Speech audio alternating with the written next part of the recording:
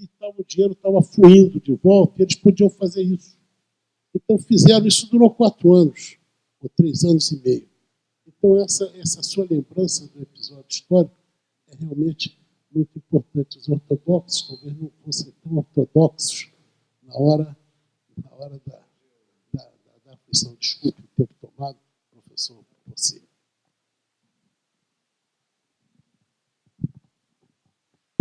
Sim, muito rapidamente, porque na verdade eu tenho a impressão que, apesar das distintas escolas teóricas, todo mundo mais ou menos tende a convergir com relação à resposta a estas perguntas.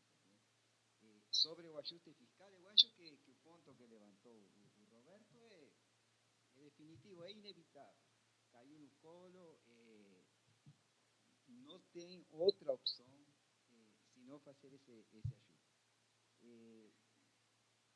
Com relação ao impacto, à modalidade do ajuste, para mim é difícil, eu não conheço a economia brasileira tão profundamente como para dizer, digamos, em que medida um certo tipo de impostos ou de tarifas ou de redução de gastos pode ser mais conveniente que outro.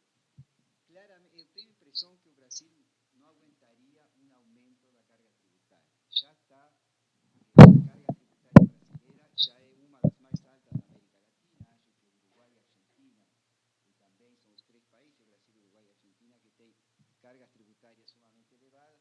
Então, não estou vendo como um espaço significativo de aumento da carga tributária. Tem que ser via redução de gastos. Agora, eu gostaria de mencionar que se a gente, um ponto que mencionei ontem na minha palestra, na verdade, a forma em que o Brasil cobra impostos e distribui,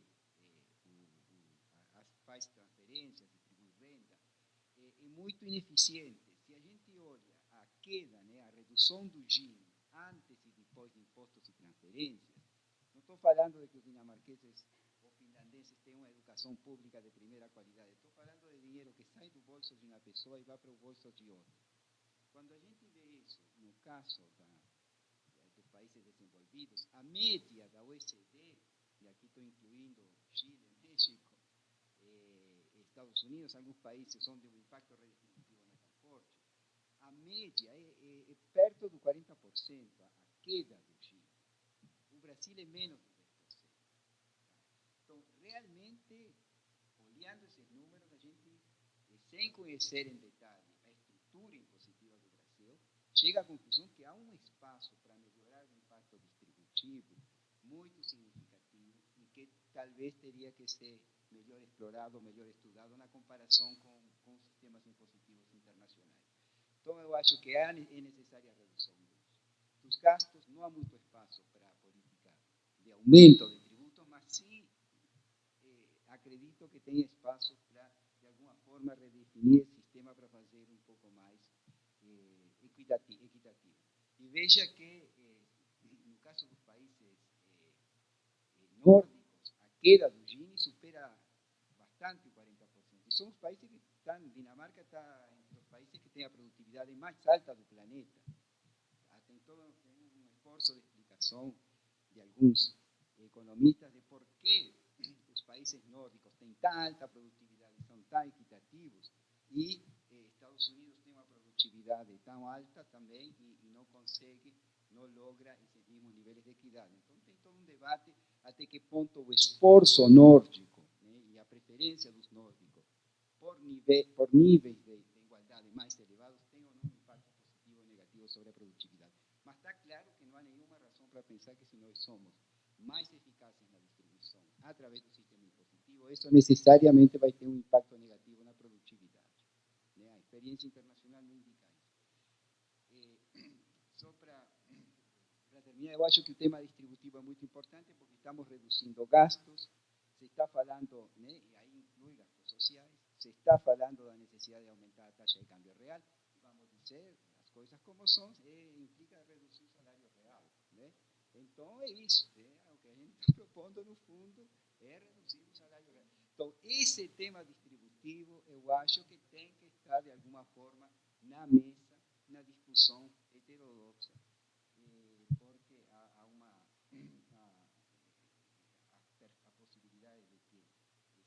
melhore fortemente a produção, está aí, está posto.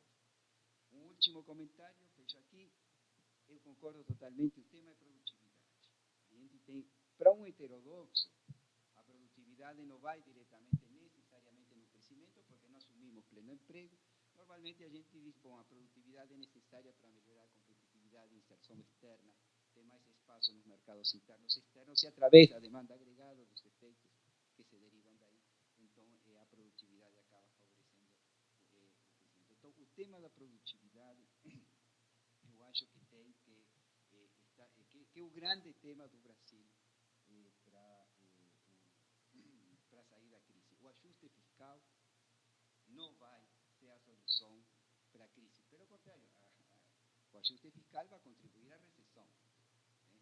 Mas a gente tem que botar o olho, a mirada no tema da produtividade para uma saída do crescimento de longo prazo.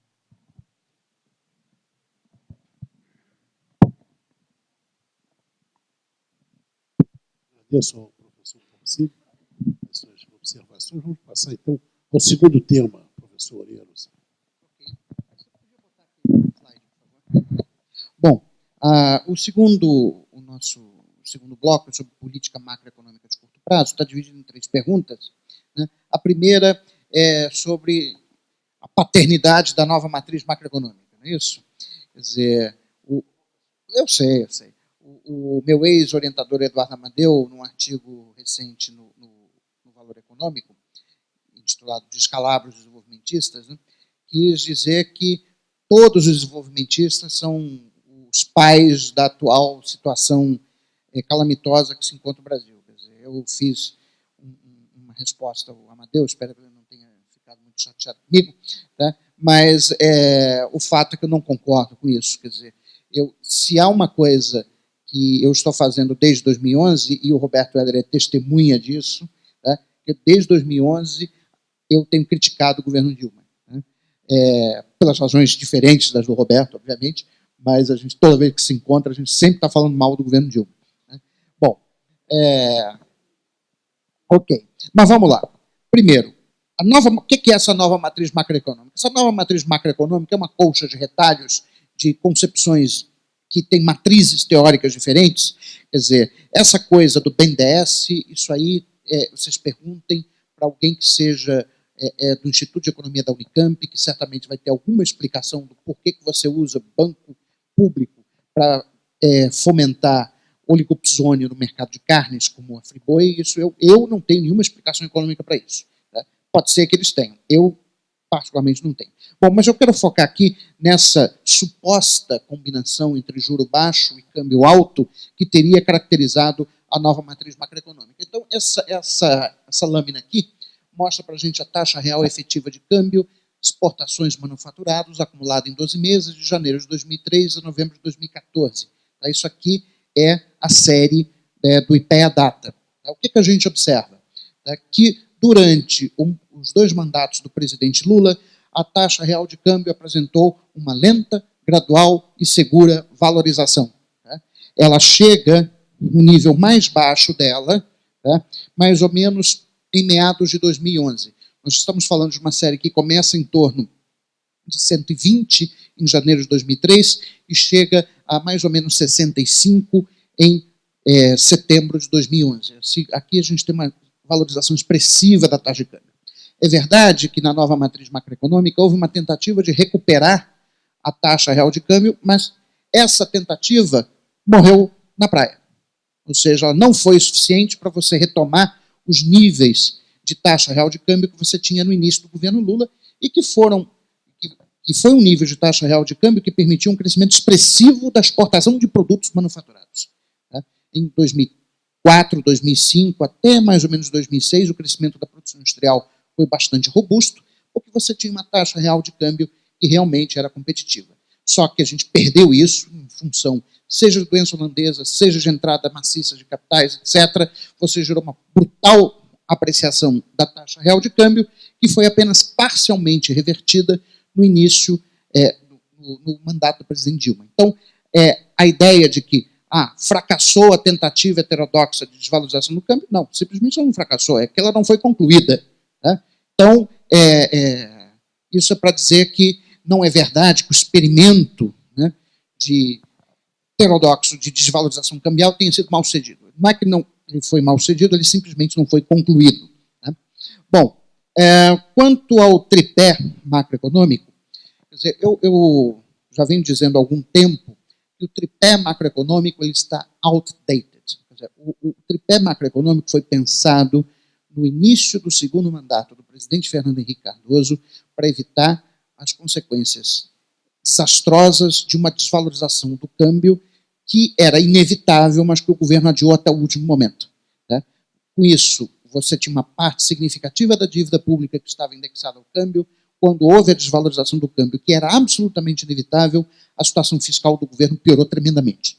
Né? Então, para impedir um calote soberano, você teve que introduzir o sistema, o tripé, que é meta de inflação, meta de superávit primário e câmbio flutuante. Tá? Bom, para impedir a crise, o default soberano e para retomar uma certa normalidade da economia, o tripé foi muito bem sucedido. Só que agora nós precisamos de um regime de política macroeconômica que seja pró-desenvolvimento. Tá? E para isso, focar a política fiscal em superávit primário é muito pouco. A gente precisa de mais, a gente precisa de um regime de política fiscal que gere poupança pública. O Estado brasileiro precisa voltar a investir o que ele já investiu no passado, que era 5%, 6%, 7% do PIB.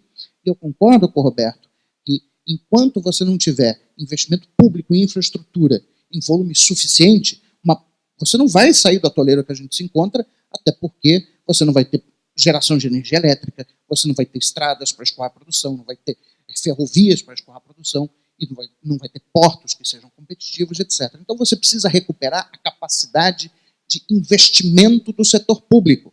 Para recuperar a capacidade de investimento do setor público, é necessário que uma parte maior do orçamento público seja alocada para acumulação de capital. É tão simples quanto isso. Agora, é simples do ponto de vista técnico, mas é difícil do ponto de vista político. Porque significa o seguinte, que você vai ter que tomar a decisão, o seguinte, olha, nós a partir de agora vamos ter que alocar mais recursos públicos para acumulação de capital público e menos para consumo público. É isso que a gente vai ter que fazer. Tá? E é necessário que o governante de plantão diga isso claramente para a sociedade. E as pessoas não estão dizendo isso. Eu acho que a função do governante é dizer para as pessoas quais são as escolhas. Essa é uma escolha que tem que ser feita. Né?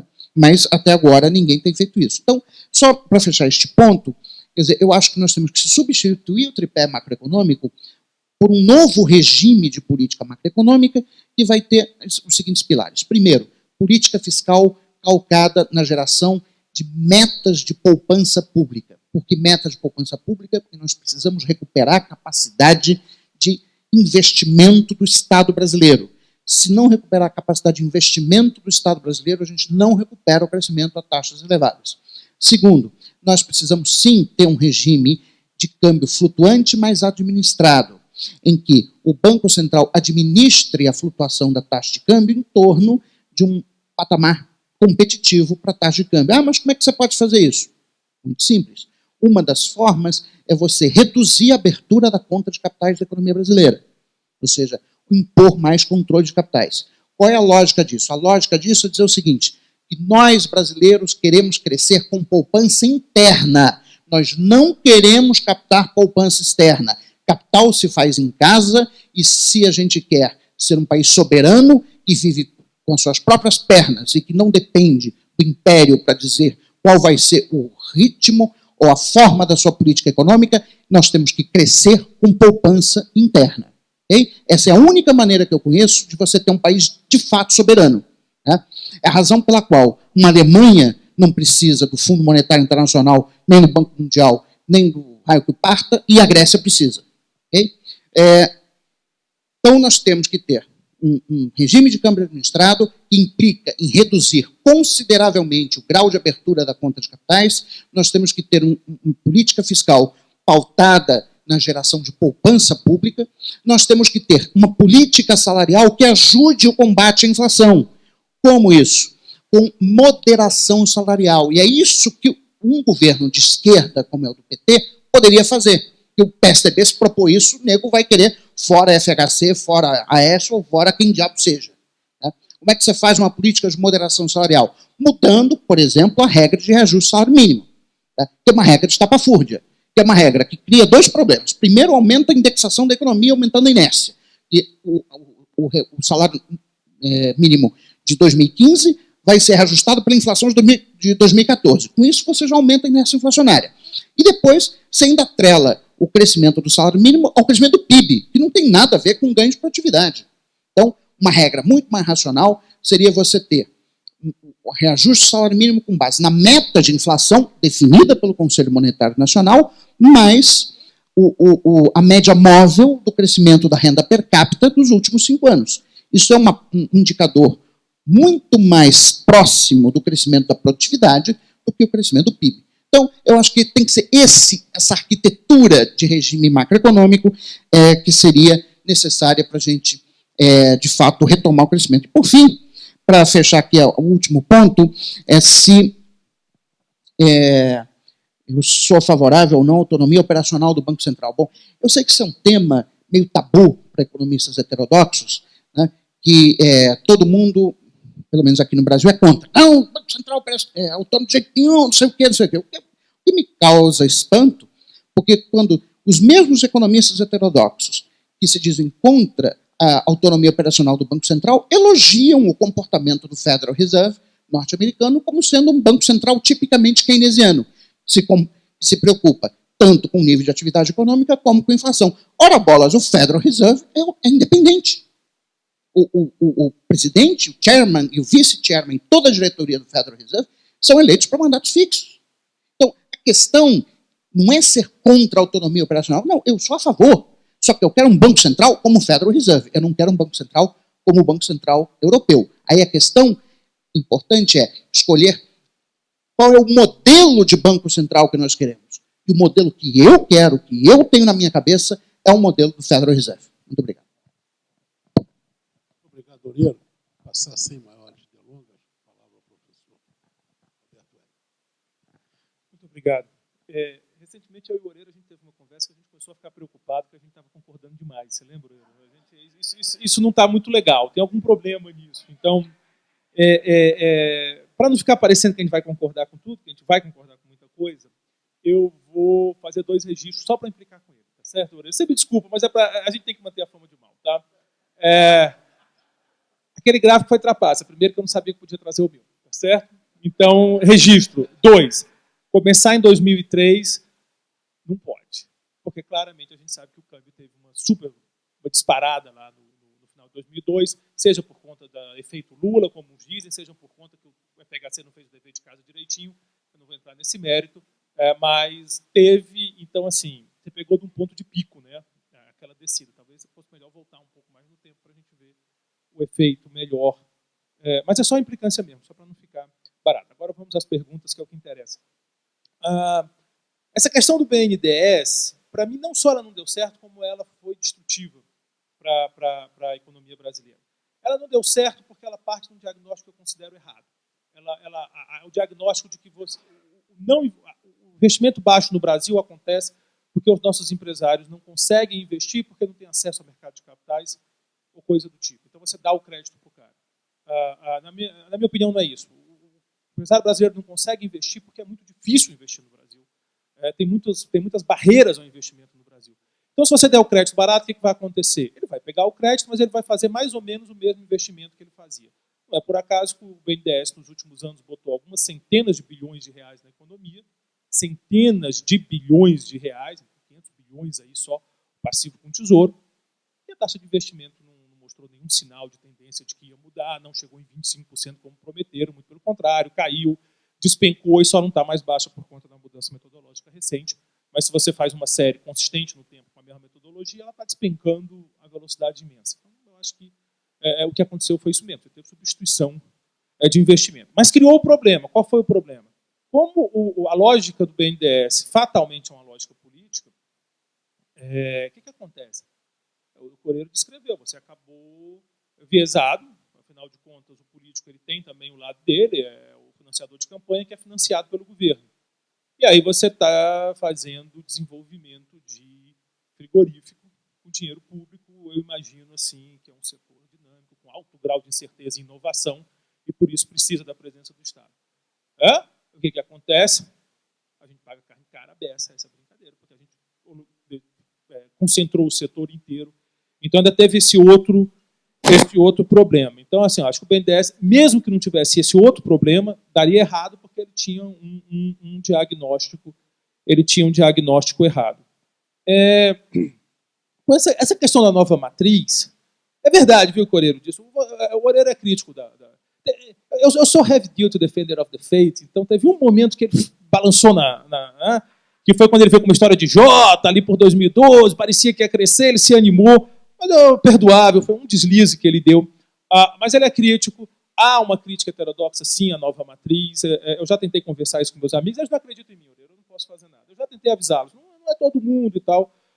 Mas, de todo modo, houve o experimento. Isso é inegável. O experimento houve. Houve a desvalorização do câmbio, o gráfico mostrou isso, talvez não na intensidade que fosse necessário. Houve a redução dos juros. E o que aconteceu foi o contrário do que estava sendo colocado. O contrário. Então, eu acho assim, é possível dizer que foi um fracasso a nova matriz. A tentativa de mudar a política econômica acabou criando um problema muito sério. Por vários motivos. Entre os vários motivos, você achar que vai estimular uma economia com baixíssimo desemprego via estímulo fiscal. Eu não sei de onde tirar essa ideia. Mas o Krugman está dizendo isso para os Estados Unidos. Tá, o Krugman está olhando uma economia com desemprego muito alto, com inflação muito baixa, ameaçando deflação e taxa de juros perto de zero. De novo, eu não concordo, mas eu entendo quando o Krugman diz que tem uma armadilha da liquidez, e a armadilha da liquidez se trata com política fiscal. Eu entendo. É um argumento inteligível para mim. Você olha uma economia com inflação alta, com taxa de juros nominal 10%, por aí, um pouquinho alto, depois sobe, na média, e com desemprego lá embaixo. Qual a sua solução? Vamos fazer o que o Krugman disse. Não dá. É o caso contrário, é o perfeito contrário. Não teve esse erro, esse estímulo de demanda de uma economia próxima a pleno emprego é uma coisa que eu não vejo muito sentido. E a questão do câmbio? A questão do câmbio, a gente podia fazer uma mesa inteira só para discutir isso. O problema é o seguinte, se a gente está dizendo que desindustrialização é essa queda da indústria como percentual do PIB, isso é um fenômeno de meados dos anos 80. Depende aí de correção de preço relativo. Meados dos anos 80. Não vai me dizer que foi plano real. Ou que você tem que me contar uma história que venha de antes disso para explicar essa tendência. A minha explicação é que a indústria foi feita artificialmente, por meio de uma série de incentivos, como a gente está tentando reproduzir agora. Quando o dinheiro acabou, ali em meados dos anos 80, no meio da crise, tirou a proteção e a indústria despencou. O que a gente precisa descobrir é por que deu errado, por que nós fizemos 30 anos de política, a economia cresceu, a indústria aumentou como proporção do PIB, e no lugar disso nos transformar numa Alemanha, numa Coreia, com uma indústria forte, foi só a economia parar de crescer e acabar os incentivos que a indústria despenca e volta ao nível dos anos 50. Essa é a pergunta. Eu confesso que eu tenho especulações de resposta, mas a resposta eu não tenho. Mas eu acho que é o que a gente devia estar muito preocupado em descobrir. O tripé é o seguinte. Essas combinações de política econômica, elas são meio forçadas. Um pouco eu concordo com o Joaquim. Você vai fazendo o que dá. E o teste final é o teste dos fatos. A verdade é que o tripé deu certo. Pega a economia brasileira durante o tripé, segundo governo Fernando Henrique, primeiro governo Lula, e começa a mudar pelo lado fiscal no segundo governo Lula, em parte por conta da crise, o que é justificável na minha avaliação. Deu certo. A economia cresceu, a distribuição de renda melhorou, a inflação ficou sob controle. Quando teve o pico inflacionário, a inflação voltou, sem mudar o tripé. Então, acho que é isso. A gente conseguiu um negócio que deu certo. Mas e a macroeconomia para o desenvolvimento? Aí é questão de leitura, é questão de escola. Eu acredito que o desenvolvimento não é pela macroeconomia. A macroeconomia é para garantir estabilidade, condições de trabalho. O desenvolvimento é em outro setor, em outro departamento, mas aí eu reconheço que é uma questão só de... Para encerrar, essa pergunta eu não entendi muito. Qual a razão que explica a manutenção do tripé ao longo do primeiro mandato disso? Ele não foi mantido. No primeiro mandato de Dilma, houve uma nova política que recebeu o nome, foi batizada, foi comemorada. Então não teve tripé. Depois que a política começou a fazer água, começaram a dizer, não, mas nós nunca abandonamos o tripé. Então, pera lá. Trouxa eu não sou. Eu tenho os artigos de jornais guardados em casa. Eu guardo tudo. Mudou a política, ganhou nome, foi batizada, foi comemorada. Se não deu certo, é outra história. mas houve a mudança. E, por fim, a autonomia do Banco Central. Olha, essa questão, para mim, o Horácio Coreiro resumiu bem. Eu vou fazer só um outro, eu sei, é só porque esse ponto, para mim, é o crítico. Investimento, eu vou casar com essa história. Olhem esse auditório, olhem, por favor, aqueles fios pendurados ali. Vocês vão ver atrás de vocês uns fios pendurados. Aquilo ali é o sistema de som do auditório, que não foi instalado. Por que ele não foi instalado? Porque faltou dinheiro? Não. Não foi. Eu tenho recurso para isso. O processo está parado há 1 ano e meio para instalar o sistema de som desse auditório e não é instalado por causa da burocracia. O piso mais bonito do auditório também não foi instalado por causa da burocracia. O auditório grande aqui do lado também não está pronto por causa da burocracia. Então, eu acredito que a recuperação do investimento é importante, Oreiro, mas eu acho que menos do que por fonte de financiamento passa por uma reforma de legislação. O setor privado e o governo não investem porque é impossível investir. Se eu botar o sistema de som, que eu tenho dinheiro, eles vão querer me prender. Então, eu tenho que ficar lá na fila, e a fila não anda, porque sempre aparece um preju nova. Aí eu digo, por que isso? Autonomia do Ministério Público. Não é isso? Então, vamos questionar a autonomia do Ministério Público? Eu não estou dizendo que a gente questione, só estou dizendo que a autonomia de órgãos, elas são importantes, mas elas guardam um risco, que é a formação de uma burocracia que toma para si o poder público e usa isso contra a população com o risco de ser capturada. O que eu estou dizendo é, a experiência dos Estados Unidos é muito boa nesse sentido, eu acho que a da Alemanha também são experiências diferentes, mas mostram que esse risco talvez seja exagerado. E eu vou dizer que Friedman estava errado nesse ponto. Antes de passar para o professor Luiz Fernando de Paulo, você não entendeu a parte da pergunta. O que eu quis dizer aí é o seguinte: por que ficou uma coisa assim, foi um abandono do tripé envergonhado? Porque fizeram das tripas coração com a contabilidade pública para dizer que estavam cumprindo. Ora, bolas, se não era para cumprir, por que ficar fazendo toda aquela ginástica? Esse é o sentido da pergunta. Professor Luiz Fernando. Bem, eu vou fazer alguns comentários, né, sobre a questão. Eu discordo um pouquinho do Roberto com relação à avaliação do governo Fernando Henrique Cardoso. Em que sentido? Eu acho que o governo Fernando Henrique teve ganhos no início, né, teve um plano de estabilização muito bem sucedido, a economia cresceu, teve ganhos reais de salário, etc. Mas depois, com a sucessão de crise, né, a economia ficou totalmente moribunda, né, acabou levando à implantação do tripé econômico, os ganhos foram devolvidos, né, de forma negativa. Tá? Então, fazendo uma certa analogia, dizer o seguinte: dizer que o experimento desenvolvimentista fracassou no governo Dilma, e aí eu concordo com os colegas, né, o teste do pudim é prová-lo, né, e o pudim está provando, o leite está azedado. Né, então, é a mesma coisa que dizer que a experiência neoliberal fracassou por conta do governo Fernando Henrique. Né. Eu acho que generalizar a experiência neoliberal um fracasso do governo ou generalizar o fracasso de uma experiência desenvolvimentista, eu acho que é uma posição equivocada. Concordo, de qualquer forma, né, se pensar que heterodoxia ela se define, né, como em oposição a políticas mais ortodoxas, houve um experimento heterodoxo. Né, e que não é, né, o próprio Roberto assinalou, ele tenta insistir aí com alguns colegas dele, de que essa não é a visão de todo mundo. Você tem vários, assim como você tem vários experimentos ortodoxos, você tem vários experimentos heterodoxos. Né? E eu acho que a questão do governo Dilma, particularmente, né, quer dizer, você teve, em primeiro lugar, uma política vacilante. Né? Ela começou com uma política mais fiscal, mais apertada, né, com medidas macropotenciais, depois fez a implementação da chamada nova matriz macroeconômica, né, e agora, recentemente, está adotando uma política mais convencional. Né? Então, eu acho que teve um pouco essa esse zigue-zague, né, de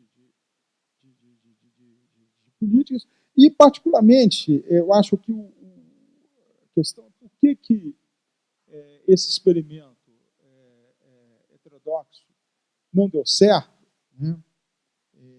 Será que poderia ter insistido um pouco mais? Eu acho que ele podia ter insistido, eu acho que ele teve erros, né, equívocos, né, e eu acho que o contexto de 2000, particularmente 2012 para cá, é diferente do contexto de 2008 e 2009.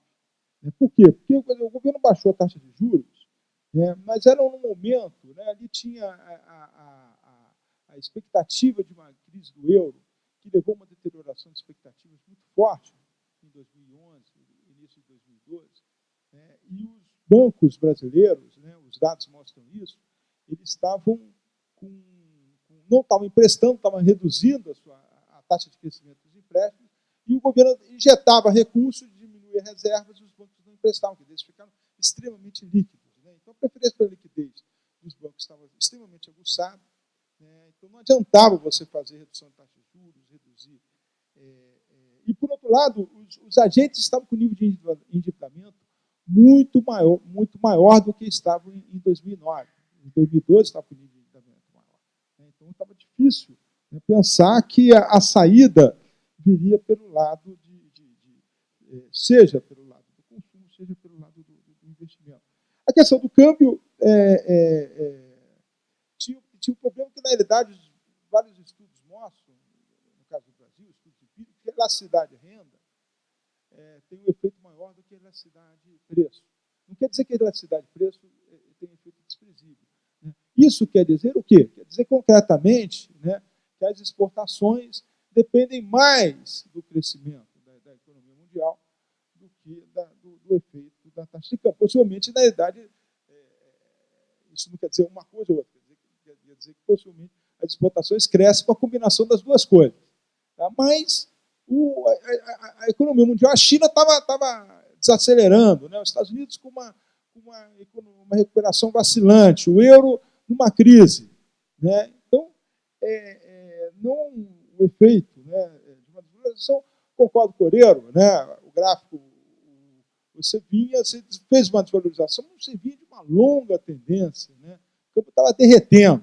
Né, isso tinha uma funcionalidade dentro do esquema do governo Lula, que não cabe aqui analisar, né, uma funcionalidade do ponto de vista de redução de inflação, né, mas que veio deteriorando a olhos vistos o câmbio, que causou uma série de problemas. Qual é a saída nessa circunstância? A saída tinha que ser pelo lado fiscal. Né? E ela veio pelo lado fiscal, né, de uma forma ruim. Por que ela veio pelo lado fiscal? Quer dizer, em vez do governo privilegiar os gastos públicos, o investimento público, ele veio pelo lado ele tentou duas coisas. Ele tentou reduzir o IPI para bens duráveis. As pessoas não vão ficar trocando carro, trocando geladeira a cada 3 anos. Não tem efeito nenhum. O governo abriu mão de arrecadação, efeito muito baixo. Né? Por outro lado, o governo fez a desoneração, né, da folha de pagamento. O que as firmas fizeram foi o quê? Foi simplesmente aumentar a margem de lucro, não aumentar a produção. Tá? Então, foi um mix, né, da política fiscal foi completamente equivocado, com efeitos pífios. Aí caiu naquilo que eu falei, caiu no pior dos mundos. O governo abriu mão da arrecadação, né, e eu acho que foi uma política. É fácil fazer análise ex post de política ex ante, mas eu acho que foi uma política de balcão, né, muito mal pensada, muito mal pensada. Quer dizer, o governo tentou compensar uma série de problemas de competitividade, de câmbio de competitividade do setor industrial, tentando ali fazer desonerações a rodo. Né? E isso, aí caímos no pior dos mundos, né, que foi o pior dos mundos, um crescimento baixo,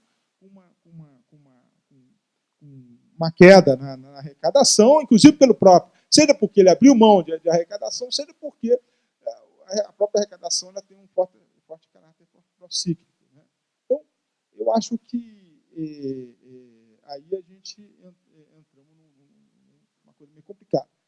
questão, eu já me estendi demais, os colegas já falaram de uma série de coisas, eu teria dois comentários.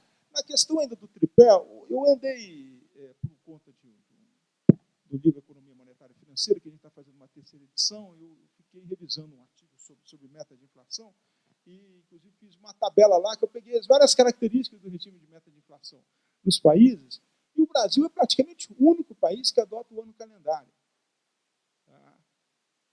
Como meta de inflação, né? Os países adotam 2 anos, um período móvel, né? Ou seja, isso dá uma margem de manobra para acomodação de choques muito maior. Né? Você imagina a seguinte situação, você tem um choque de oferta no primeiro semestre, a inflação roda a mais de 8% acumulada em 6 meses. Para você manter a inflação, né, dentro da meta, você vai ter que compensar nos 6 meses seguintes aquela inflação anterior. Se você tem um prazo maior, né, para acomodar esse choque de oferta, você vai poder adotar uma política mais gradualista. Né? Então, acho que tem algumas coisas aí para ver. A questão da independência, eu não tenho uma posição fechada com relação a isso. Concordo que o modelo do FED é um modelo desejável, mais desejável, e aí tem que colocar com meta de crescimento, né, do produto do emprego, né, tem que vir com tudo que tem.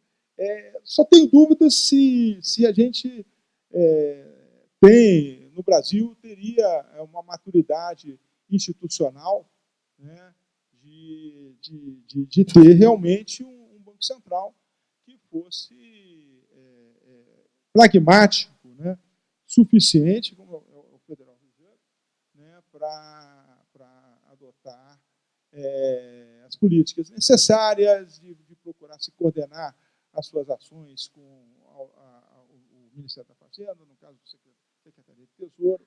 Né? Então, eu não tenho uma posição fechada, né? Não sou contra, a priori, a independência do Banco Central, mas tenho dúvidas se ele deveria ser adotado no Brasil. Obrigado. Muito obrigado, professor Fernando de Paula. Ouviremos agora o professor Joaquim Andrade.